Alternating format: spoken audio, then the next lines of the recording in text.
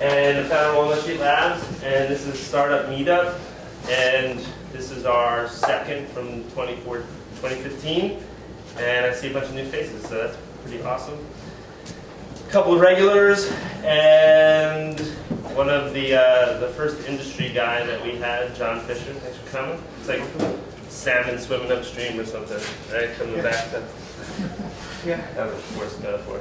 But John, we had a lawyer, then SCORE, and then I think I stalked John into coming, and you really stepped it up. Kind of said, maybe you guys could do this and do Q&A and the seats.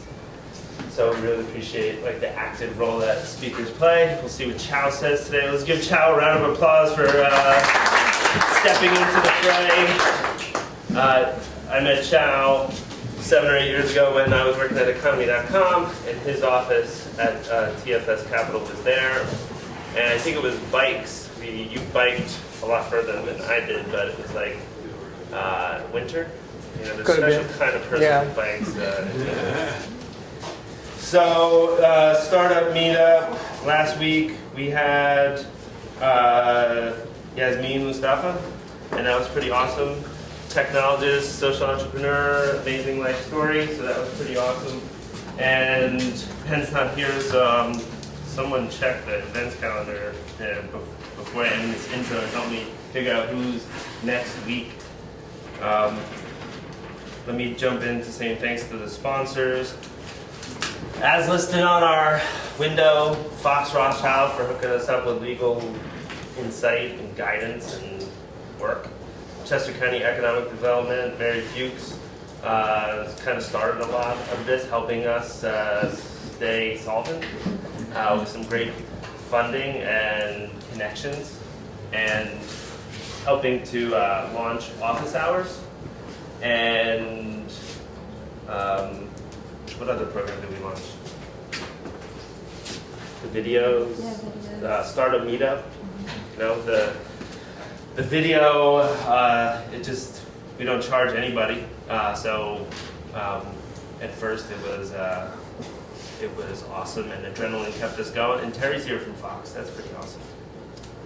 And eventually we had to start kind of eating it to bone, and then Chester County Economic Development Council stepped in and kind of helped, so that's awesome. Goshen Group is the newest sponsor, PJ. We got people from all three sponsors. Hey, Terry. PJ and I don't know how we connected. Maybe he just stopped by. And we had coffee, and then Tech Jobs, the job board, popped into my brain, and I went to him as a local sponsor because he's local. Not just in his location, 2 blocks away, but in his mindset, serving greater Philadelphia and the western suburbs here, and that's what Tech Jobs does. And we launched that a couple of weeks ago, right in the middle of Christmas, which is actually an awesome time to launch because your bugs come out and people aren't yelling at you, so we fixed those. One thing that I didn't realize that we're going to do is every time a new company posts a job, we're going to do a story on them. So Cold Light Solutions, a big data company servicing the healthcare industry, they're going to be our first. I'm interviewing them today about what's awesome about their company. And that directly connects to our mission about raising the profile of innovation in Chester County and greater Philadelphia. There's a need for that. There's so much going on. Someone's got to be telling the story. So we're telling the story here. We're telling the story on the blog, on Tech Jobs, and our blog, our Facebook, Twitter, LinkedIn, and through our network. So who else? I feel like we got another one. Ben lined up some Philly tea company. So maybe you'll be drinking locally brewed tea. So Melissa Alam is next week. Thank you, Jesse. She started The Hive, which is an all-women's co-working space in Philly. Evidently, it's going really well. And so she's going to share that. I think she's also an entrepreneur. And Bob Serino after that. Bob is a really charismatic young scientist who travels the world talking about dirt and how to make dirt richer and less volatile. And he has some crazy stories. after that, Peter Stritt from People Links, and from our first pharmaceutical startup, Lars. He's a local guy. So if you know anybody who wants to do this, or you want to do this, let me know. And if you've got something that's more in lines of like a demo, you want to share 10 minutes of your app and get feedback, then let me know too, because we do night owls on Wednesday nights from 7 to 10. And because Ben is in Hawaii this week, we're not doing any. We're doing night owls, but demos are scheduled next week, the week after that. So that's really a time to come in and talk shop. So I encourage you to do that. It's really, you get a lot of positive feedback, constructive feedback. Jesse? We have February 5th is our first 2015 Indie Film Night, which will feature, sorry, I have like a really high fever. And you know how awesome it is though when that happens, because it's like, the world is a really interesting place. Yeah, it's like legal truck. Yeah. You should be home. That's good. So, Shane Daniels, who is, he's a Westchester University grad and also a filmmaker, will be screening his, our first feature-length film, which is exciting. So that's going to be, start at 8. The event starts at 7, come and hang out, but the screening will start at 8. It's about an hour, 40 minutes, followed by a Q&A afterwards. Shane's a local guy. Well, they've all been locals. So come out and check that out. What date is that? February 5th. It's a Thursday. All right, so last person, Wilson, is from SCORE, and SCORE has been a de facto partner. We don't have a sticker yet. We should, because really it all goes back to my neighbor who's a SCORE guy, and we had that over the fence thing that TV show kind of had going, but it was real. Like, 4 or 5 years ago, I started to talk to him about what I was doing. He said, well, do you have an LLC? And I said, well, no, it's all handshakes.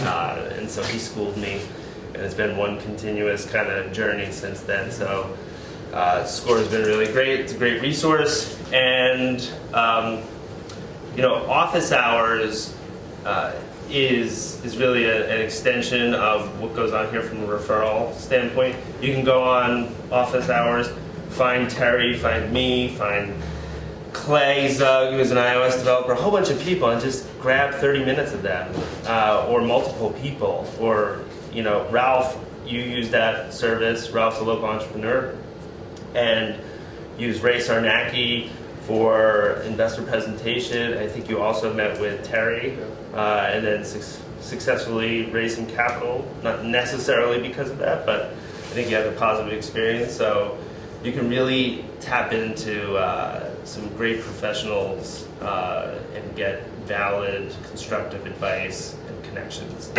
So please consider using that. Henry Ventura over there built it from the ground up, and we have open sourced it.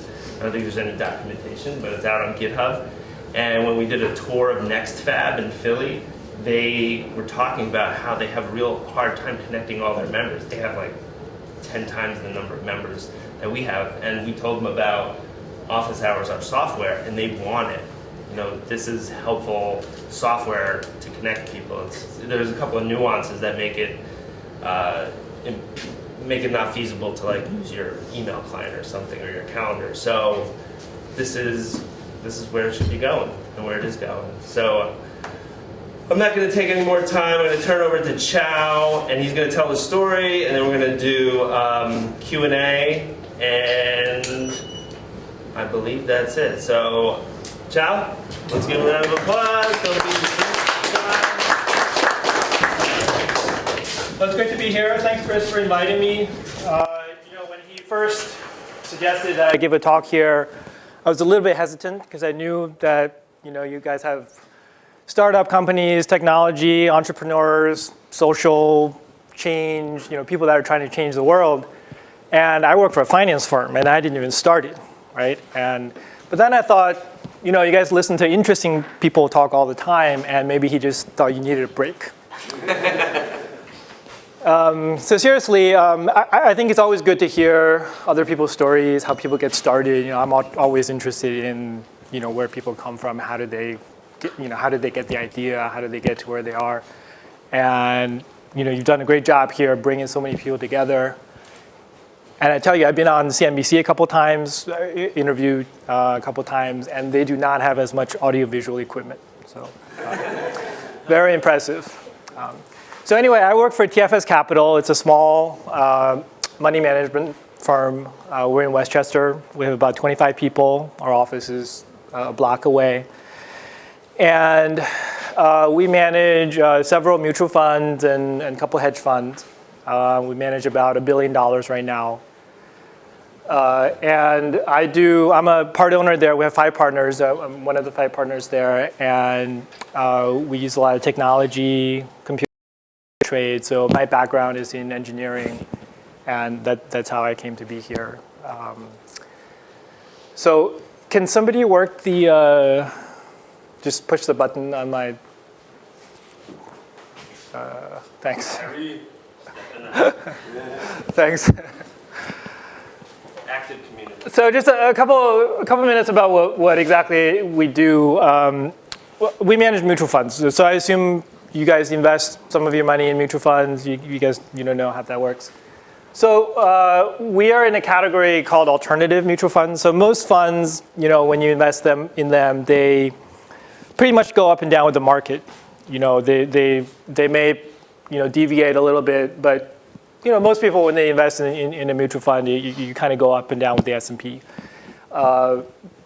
What we do is called a market neutral fund, which means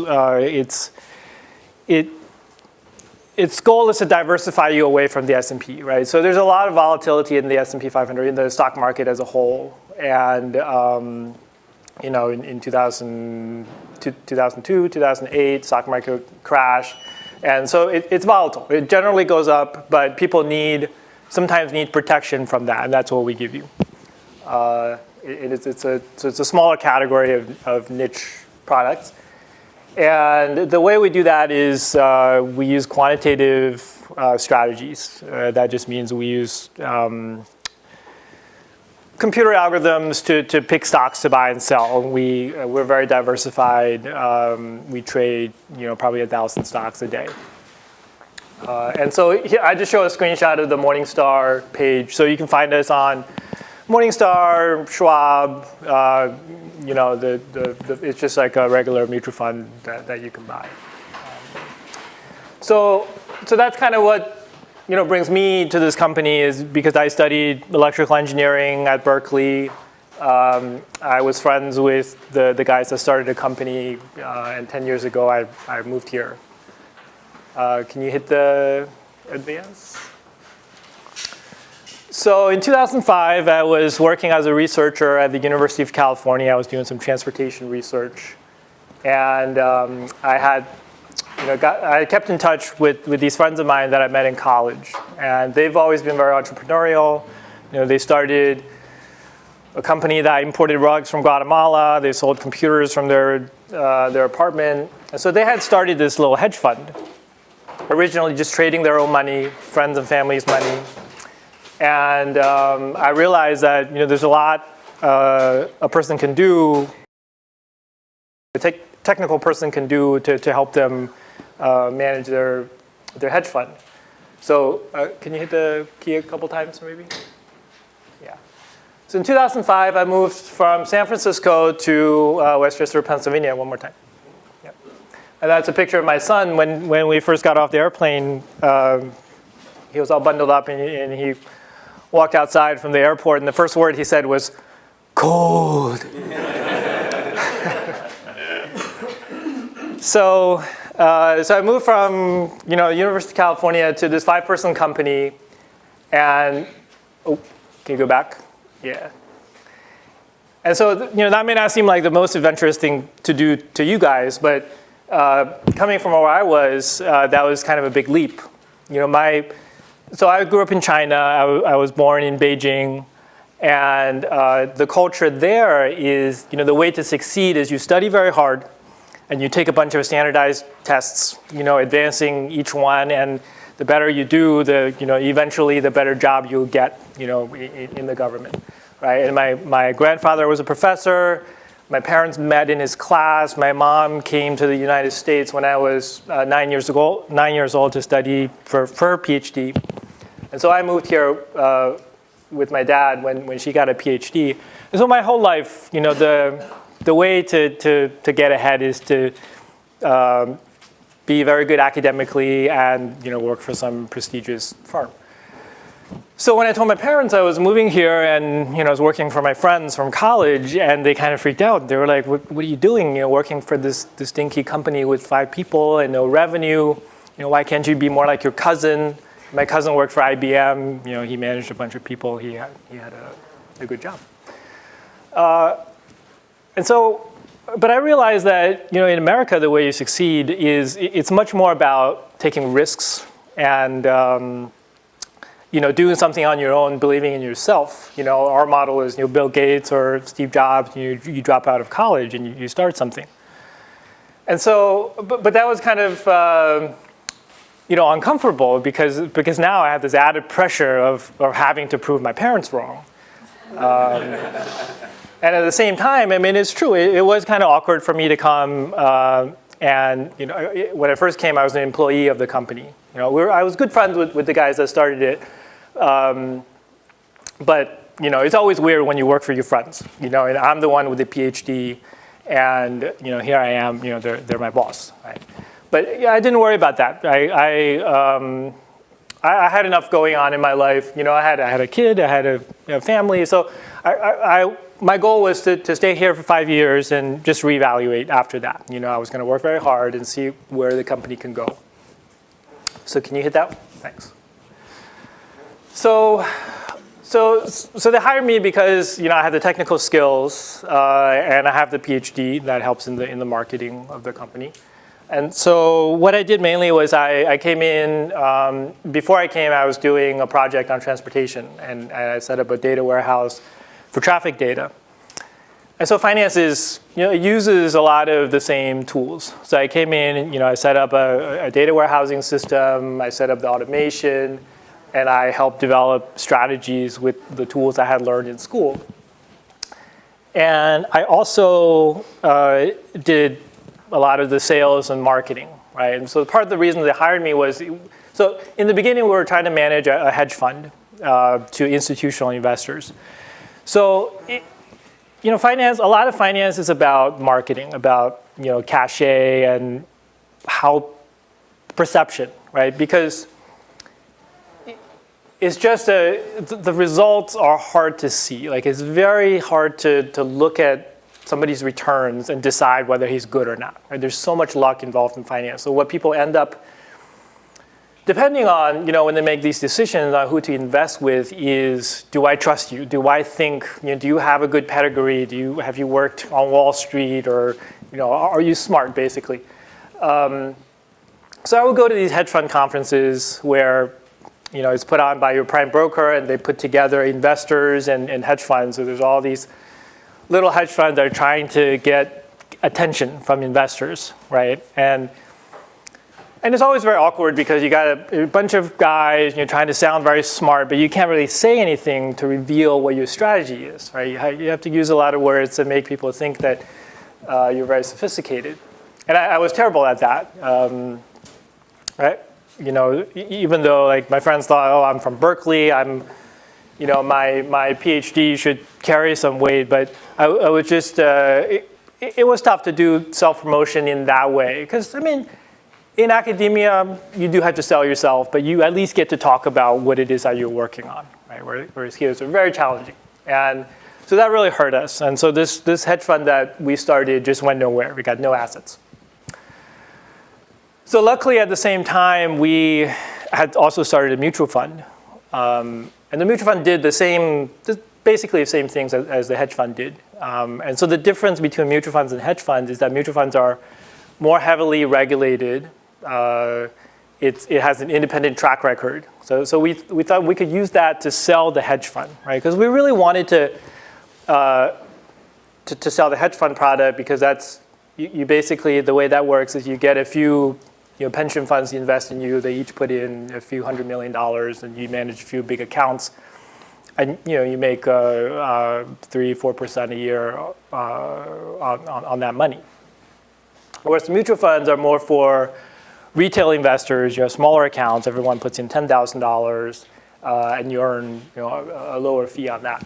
But we started the mutual fund just so people can go on Yahoo and look at your track record, right? Whereas, because in a hedge fund, your track record is just it's more.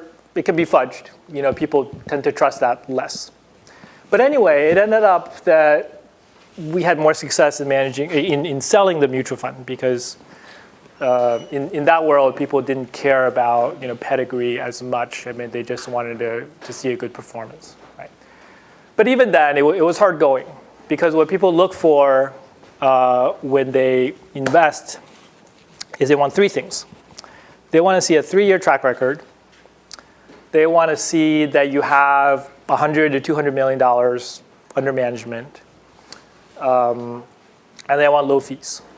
And we had none of those things. We had high fees, we had no track record, and we had no assets.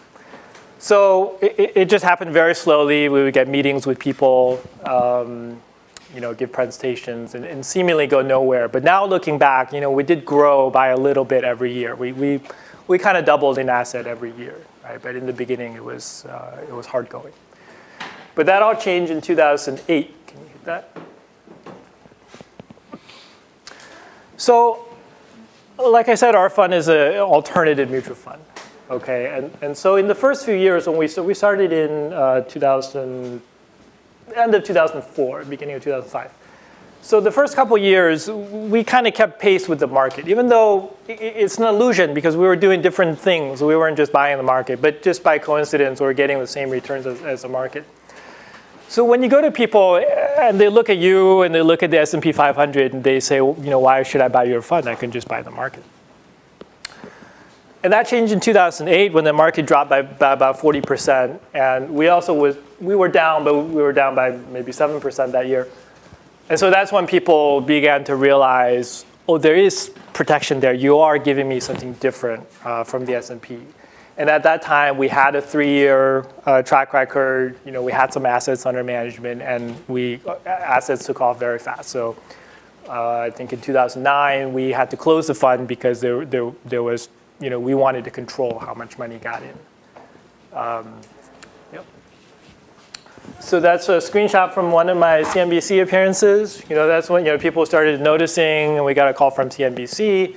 Some of us went on, and just it was more of a marketing thing.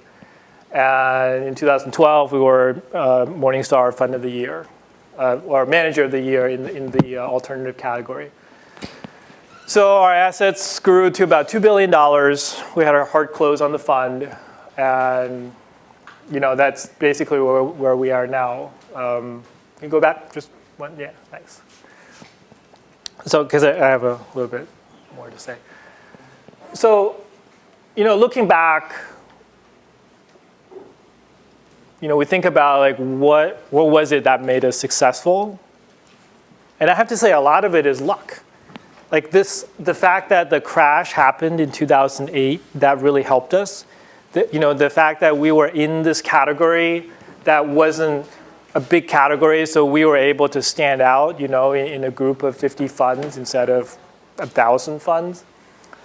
I mean, we did the right things, right? Our strategies have to work. But the fact that we started it at that time in this category and financial crash, I feel like, you just have to put yourself out there and make things, or be there when, the opportunity happens, right? And can you hit that? And we almost didn't make it, right? In 2007, August 2007 is a date none of us will forget at our firm. Basically, that was the beginning of the subprime crisis, okay? But it hasn't hit the market yet. But there were a few hedge funds that blew up because they had made big bets on subprime, and they had to liquidate all their portfolio. So we had no bets on subprime, but we shared our stock portfolio was similar to theirs, right? And so in that 1 week, a bunch of hedge funds went under, and the prices of our portfolio went all out of whack. Just hit that 3 times, or one more. Thanks. So later on, there's been some press about it. People wrote about this hedge fund debacle that happened. So we were, at that time, we could see it, but we didn't know this. Like, we didn't know that other funds were also going under, right? Can you hit that one more time? So this is our returns in that period. Right? In the first part of the year, we were doing really well. We were up about 10 or 15%. And then we come in on August 6th, I think that was a Monday. And on that day, our fund dropped by 1%, which was a big number for us. It doesn't sound like a big number.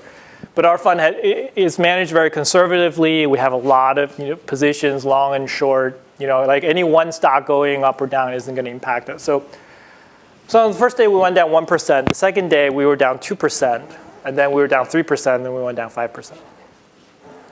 And we freaked out. Right? So this is not supposed to happen because we have 500 long, 500 short. We have no one stock that's more than 1% of the fund. And so it was like all of our shorts went up and all of our longs went down. Right? And it was like, and how could that happen? We were like racking our brains thinking about how could this happen? Because it is not supposed to. Statistically, that can't happen. And we had all these crazy theories. What if like somebody knew our TFS portfolio and deliberately tried to, make us go out of business, right? TFS in Westchester, because we just could not explain it. Yeah, North Korea. So anyway, after 4 days of this, Friday we Thursday night stayed up all night in the office. We thought, our clients, this week had been calling us, pulling out money. I think we lost probably half of our assets that week, and we thought the company was going to go under. I remember going home. I had just bought a house. I just bought this giant house. I spent $750 on this house, and it was barely furnished. I was sitting in the dark thinking, how embarrassing it would be to go back to my realtor and say, I have to give you the house back. I can't buy it. So Thursday night, we stayed up all night at the office scheming, should we sell? Should we get out, just protect ourselves, get out of all our positions or hold on? And so Friday morning, we got all the baskets ready to liquidate. And then by 10 o'clock, the selling had stopped. We could tell our portfolio was coming back, so we held on. And it was volatile for a while, but eventually we came back. Okay, and we did well. Like we ended the year very well. But that was one event where we were lucky in some ways, because if we had been more levered, like we had always been pretty conservative in how much leverage we take, and so we basically don't take any leverage. But these hedge funds, the hedge funds that traded our strategies, they were levered like 5 times, right? Because they were so sure that in their models, in how they can tell the statistics, they thought they could handle the volatility. But this happens, and nobody could predict. Nobody thought this could happen, and so they go out of business because when if their fund goes down 50%, their broker will ask them to meet margin calls, and they have to liquidate, and that just snowballs. So that was one event. That kind of makes you reevaluate, your risk tolerance and how you think about the world. Because before that, we always did back tests. We test our strategies in history, right? And they always look like a straight line going up. And the back test kind of masks the volatility too, because if you drop 5% in the back test, you can see what happened after that, so it doesn't feel so bad. You don't even see it. But on that day, at that moment when you're looking at that trajectory, it's a completely different feeling. And so that kind of changed our outlook, and since then, we've always been very aware of like how much we don't know, and what you can't control. Can you hit that? And so that kind of brings me to my last point is that, when I was sitting there in the dark and worried about prospects of the company, that's kind of a good exercise to go through because it helps me think about what's important to me. And I realized that wasn't really that important. It's okay. That's the nice thing about starting a business is you can't go less than zero, right? There's a floor there. But when the thing, succeeds, there's a lot of money to be made. I mean, when we were taking in a lot of assets, I remember every day, there's a few $1 million coming in, and I was calculating, based on my share, how many more dollars I was making that day. And that's great. That's it's a beautiful thing about the business is your downside is capped, but your upside is unlimited. But what's important, I think, is what you do every day. And I remember a few years after I started the company, I just noticed myself in the afternoon, I would just get really tired. Because I work on the computer all the time, and I would be slumped in my chair, kind of filling the shape of my chair, and just for 2 hours, zoned out and not being productive at all. Right? So I decided I'm going to stand up to work. And that's a picture of my desk. I put a couple cardboard boxes on my desk, mounted my monitors high, and I started standing up. And now, can you hit that? So now, that's the picture I took yesterday. We have, in our new office, we have standard issue stand-up desks for everybody. And I had also started working out during lunch. I would go out and work out for an hour during lunch, took a really long lunch. But that really helped me, in the afternoon, to stay awake, have more energy. And that's a picture of our exercise area. So now at work, if you go to TFS at noon, there's almost nobody there. Everyone's out running or exercising. So I mean, that's kind of, when I look back, what is my impact? I mean, sure, I brought, some technical skills to work, but I feel like the thing I'm happiest about is how much balance we have at work. And, the culture is just, it's about, it's about physical fitness and family and balance. And I think of all the things that you can control, that's a really important. That's more important than whether your company succeeds or fails. To me, is what I'm doing every day. And so that concludes my talk, and I'll take some questions. Thanks, Chao. Thank you. We've been friends for a long time. I didn't realize how harrowing it was during that period. That was when you were back in. We were there, yeah. We only had a few people that. Yeah. Yeah, it was character building. Yeah. Yeah. Adversity happens for. What did you say the other day? Adversity happens for you. Tony Robbins. Adversity happens not to you, but adversity happens for you. Yeah. Made me think of that quote. So, house rules for Q&A. Just say your name and tell the crowd something about you, and then ask your question. What I'd like to make a note of is how, it's not startup, but it has the same problem. Starting a business evidently has similarities across the board. It's not just startups, but you were dealing with a lot of other people's money, which has its own stress. So, anybody have a question for Chao? Name? Lynn Curry. I'm an investor in a couple companies. I love your reference to 2007 because I have a question about 2015. We were talking about the number of hedge funds that were over leveraged and had to liquidate. Yet in the last 16 months, there's been more hedge funds liquidate than there was during that period. I would just like your guys' opinion as to why you thought, what trend was affecting that. So I don't know the numbers about hedge funds liquidating now, but so in the last 5 years, the market's been on a tear, right? It's gone up a lot. Surprising. And hedge funds, so we're basically a hedge fund. We're the alternative to the market. But when the market goes up, people don't want alternatives, right? So I think that's why that's part of the reason why hedge funds are losing assets, because like you have two options. You can buy the Vanguard 500, you pay 10 basis points a year, and it goes up 20% a year. Or you're paying this hedge fund manager 5% a year, and he goes nowhere, right? Because it's hedged. You're hedging the market. So that, I mean, in the last 2 years, we haven't done that well either in terms of assets. You know, I said our peak was $2 billion, and now we manage about $900 million. People pull out, you know, and people always, you know, I think they time it at the wrong time, or they buy at the wrong time. Like when the market has a big run up, everyone wants to jump in. But for most things, when it becomes more expensive, you know, people buy less of it. So in the market, it's just people, you just have to wait.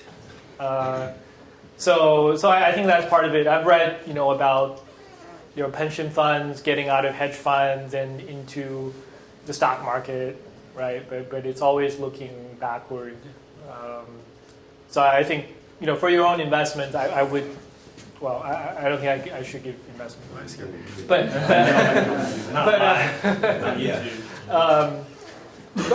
I've been saying that for a couple of years, that I think the market is high, and you know, it's gone higher. Michael?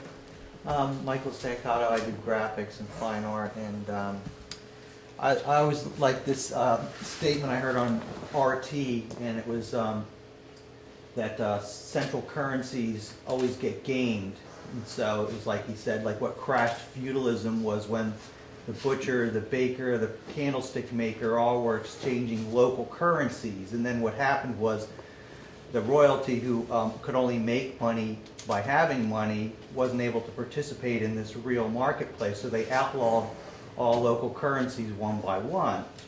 So I guess I'd be interested in your comment on that, and also does your fund like have as many different currencies as possible as a way to counteract that? We don't. I mean, we trade U.S. stocks and everything. So we're exposed to the dollar, I guess, just like we all are. That's tough. I mean, are you talking about like the Fed printing money? Is that the idea? I'm just talking about the fact that we all have a central currency is actually a monoculture. Just like if you had one forest that was all the same set of trees and one bug went in there and wiped the whole thing out. That's what we have. And we have this cycle of boom and bust because people are gaming the economy who aren't making anything. They're just gamblers. Like what happened in Cyprus when everybody decided that euro was the thing. And then, you know, Cyprus gets screwed because Germany has all the control, you know, and it wasn't such a good idea for these other countries to all be on board with the euro. Yeah, I know what you're saying. I mean, a lot of people have a problem with central banks and currency, you know, the way people think it's manipulated. We don't know what to do about it, and I don't either. I'm exposed, you know, we all live in the dollar, we're all exposed to what they decide to do. Okay. PJ? Hey, Joe. My name is PJ Adolowski. I'm the principal and founder of an IT staffing firm called the Goshen Group here in Westchester. I have a two-part question. First part, in 2007, when things started to nosedive, how many internal employees did you have at that point? Very few, less than 10. Less than 10. And, well, I guess it's a three-part question now. How many were principals, I guess, or partners? 5. 5. Yeah. How did you stem the panic amongst the rest of the group that maybe weren't as financially vested as a partner, but other employees that had taken a risk, obviously, with a smaller company? How'd you keep them from panicking and running with their heads on fire into the hills? So most of us were principals. So we have a funny structure. We had 2 offices, and so there were 3 people in Richmond, Virginia. And up here, I think it was 4 of us. 4 of the partners were up here, and maybe we just had 1 employee, 1 or 2 employees. Mm-hmm. So we didn't think about that at all. And in general, like, I guess we don't do a great job about that because like I don't even think about your concern there. Like, how do the employees feel? Because we were just we were panicking. We were. My partners were saying, "What if the fund goes to zero?" And I'm like, it can't go to zero. Like, it was only down like 10%. Like, it's not going to go to zero, right? For it to go to zero, like the world would have to go crazy. But that's what happens when something unforeseen happens, because then you're like, okay, anything unexpected could happen. Yeah, I think it was hard. Like for me, I just had to think about, like I said, like how much can I take? Like what is important? And I just thought it's a better decision to ride it out than to sell at the bottom. But it's a good experience. Yeah, it's good to be in that place when you had to face your fears and decide what to do. And we got lucky. I mean, it could have come out another way. But it's I don't want to be in that place, but I'll take your word for it. Did you do 2 or 3, or do you have one more? No, that's it. I'm good. If you had gone to zero, would you have started another company, or would you have just contacted? Oh, I don't think we can start another company. I don't think we get any clients. Yeah, right. Different, maybe carpenter. David Tropko, investment banker / I teach pricing. Pricing question for you, and a mutual fund question.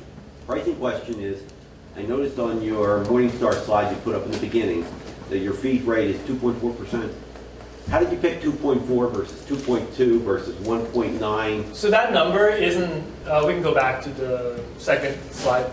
The number isn't the fee. So it's called expense. So for us, our expenses include, because we short, right? So stocks sometimes pay a dividend. Right. Okay. And if you short a stock, that means you're borrowing a stock from someone, you sell it to someone, you have to pay the dividend to the guy that loaned you the stock. So that's counted as part of the expense. Okay. But that number, you didn't lose that because you pay a dividend, the stock price will reflect it. So it basically it's not a real number. Our real fee, we started out at a 2.5% fee. Okay, that's still a little high. That's high. And now we dropped it to 1.95. We got bigger. The performance lagged the market in the last few years, so we dropped it. Okay, but that's sort of an arbitrary number. You could have dropped it to 1.9 or 1.85. How do you decide, when your mentality, you're thinking about this, how did you guys decide how far you wanted to drop this thing? So in the beginning, when we set the fee at 2.5, that was high. It wasn't the highest, so we didn't want to be the highest. But we wanted it to be high enough to reflect the limited capacity. So like I said, we closed the fund when money started coming in because we can only manage up to a certain number of dollars, right? There's only so many opportunities trading, doing what we do. I can't, it's not unlimited. So after I take the best opportunities, the next opportunity or the next trade I make is not as good as the previous ones, right? Incrementally, it just gets worse. So you have to, that's not an exact science. But anyway, because of the limited capacity, we didn't want to set the fee too low because we knew eventually we might have to close the fund. So we wanted to set it high enough to reflect that reality, is that our capacity is limited compared to some other strategies. Big funds don't. Some strategies don't have a capacity issue, so you can take in $20 billion and make 0.5% on it, or 10 basis points on it. Okay, so but my second follow-up is, why wouldn't you set the rate low in the beginning, attract people, establish a track record that's a positive track record, and then increase the fee as you go along, which would sort of mitigate the amount of funds flowing in? That would be great if you can vary the price depending on the demand, but the reality is it's very hard to do. Like when you start raising fees on people, let's say somebody starts investing my fund at 1%, and then I start raising the fee on him to 2%. That's just like it drives people away. It turns people off. So that's a psychological thing. And so it's funny you mentioned fees. We have another fund that we had a variable fee structure. So in the hedge fund world, you typically you get paid a variable fee based on how much return you make, right? So you get 20% of the upside. Yeah. So we wanted that. We're like, that's fair, right? Like if I make you more money, I should make more money. If I make you less money, I should make less money. So we had a fund that actually had a fee that varied. The problem is that's just too complicated to explain to people. So when you're selling the fund, they're like, "What's a fee?" And you're like, "Let me show you this, relationship." And they're like, "I don't understand. I think you're scamming me." So we changed that. Like that didn't work. That didn't help in marketing. We thought that would be a selling point. Was like, we make more if you make more. But for mutual fund, it's Too complicated. it's too complicated. So flat fee, people have screens, like I said, people want certain criteria before they invest, track record, fees. So you want to be in that screen. So for an actively managed mutual fund, I think, 1.5% is probably the highest people will go. Okay. All right, tell me your name again. Mike Shirk, web developer, graphic designer.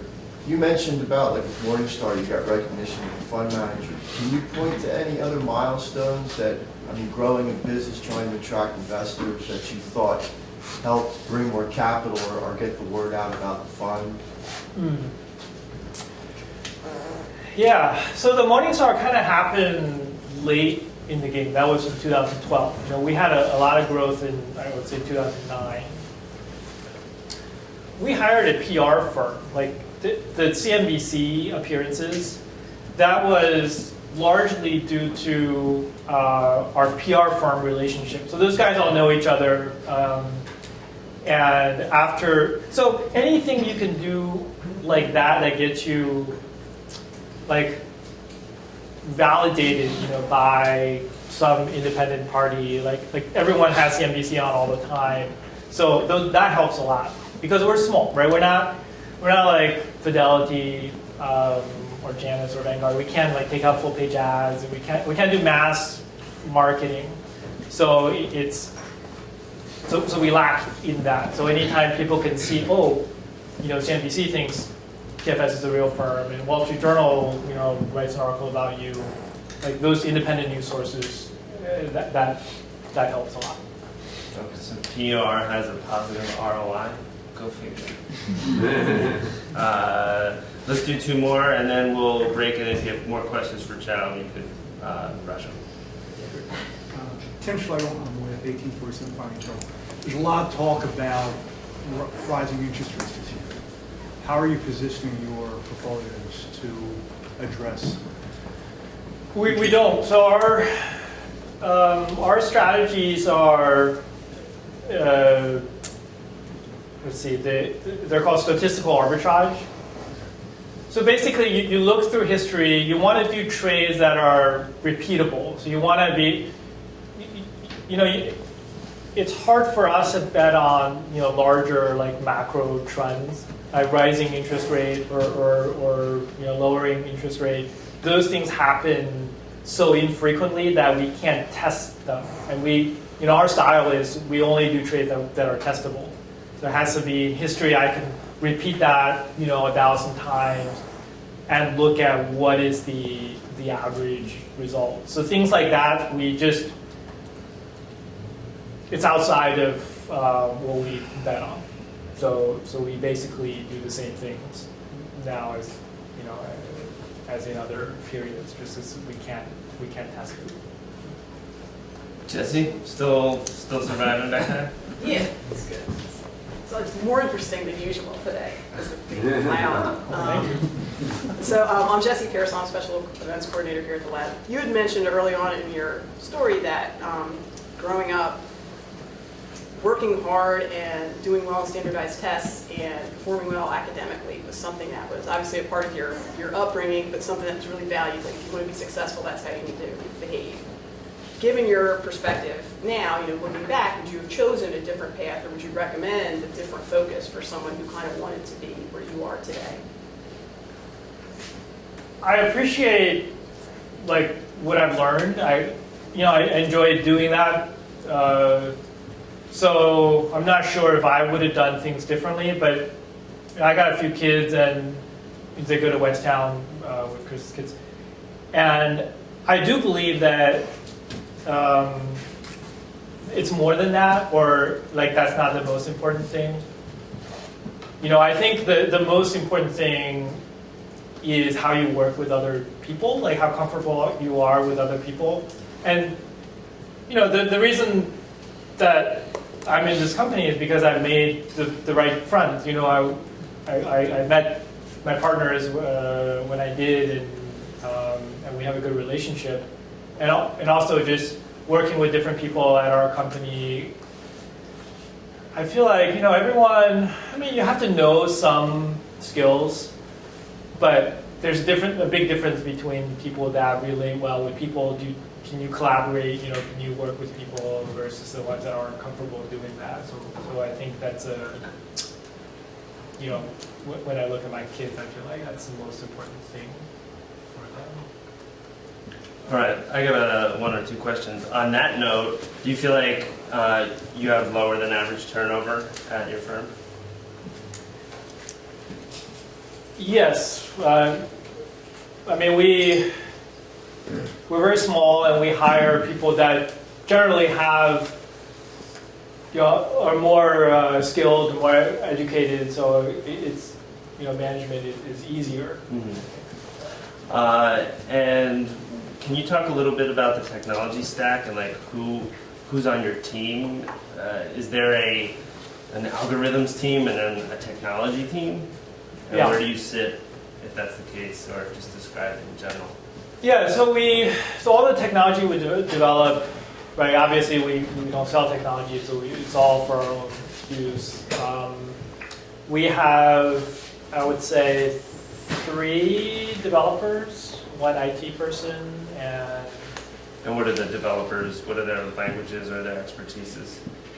So we use Java. So I came in, I was working at the university, and so I used like open source technologies. I use Java and Perl, and so that's what we use now. And do they come in as senior expert Java developers or Java developers who are experts in finance, or neither? They're neither. Yeah, they're just developers. They had some experience. Most people have Java. This is the word for it. So we use Java, Perl. We use this package called MATLAB, which does like engineers use that to do simulations. It's a higher level language. A lot of built-in functions to do modeling, right? So we simulate strategies in that, and then we package that in a production environment in Java. So that that chain, I had to figure that out myself, and that's what we're using. So nobody really had that experience. So when we bring people in, I prefer, because we're so small, like we don't hire a lot of people. We bring in people with more experience, more senior people, but they don't necessarily haven't done the same thing. And where do you put your technology? You mean like? So where Where the house? Yeah, we have everything in house, which I don't like. So that building gets hit by a meteor. Yeah. We have a server room there. We do have an offsite backup, and we test that every quarter just to run everything from the failover site and come back. But I would have preferred to use Amazon, which is what I'm doing now. We're starting another entity that I'm putting everything on the cloud, which is really fun. But we do have a full-time IT support staff, and they like playing with this stuff. So yeah. Last point, we don't really have to talk about this. I don't know if you were part of Moxie Vote. Kind of. So the two other founders, Richard and Kevin Gates, twins, who were physics majors, right? They're chemical engineers. Chemical engineers. They had the idea to create a system, a web-based solution for proxy voting, to really enable people to do that voting and then to align themselves with a voting protocol or personality, like you might do PETA or some activist group and then just vote the way they do. And was it the SEC just, you know, would not relinquish control, and there was a couple of years of fighting, but there was a pretty intense, interesting startup that was on the side of TFS for a while. Yeah, so we're always trying to start different things, and this Moxie vote was one of the bigger efforts. You know, we had an office, we hired a bunch of people to do this, you know, web-based proxy voting business. But the problem there was it was hard to get the brokers to cooperate, right? So if you buy a stock on Schwab, for you to be able to vote your own proxy, they have to send that material to Moxie Vote. There isn't any requirement for them to do that, and we couldn't pay them to do that, so they couldn't be bothered. Yeah, but that was a valiant effort. All right, well, thanks for coming, Chao. So I think it's just so cool that one block away we have a $1 billion hedge fund. Jeff's right across the street on the backside, Jeff White, we had a couple of weeks ago. I bumped into Efficient IP, a big software company from France that's here. Westchester really has a lot going on, and I think this is emblematic of what we're trying to do here is recognize how much talent and innovation there is. So TFS falls into that, and Chao, thanks for coming. Thank you. And So, thanks for having me. let's hit the tunes, and feel free to drink the rest of our coffee and hit Chao up with questions. Thanks for coming.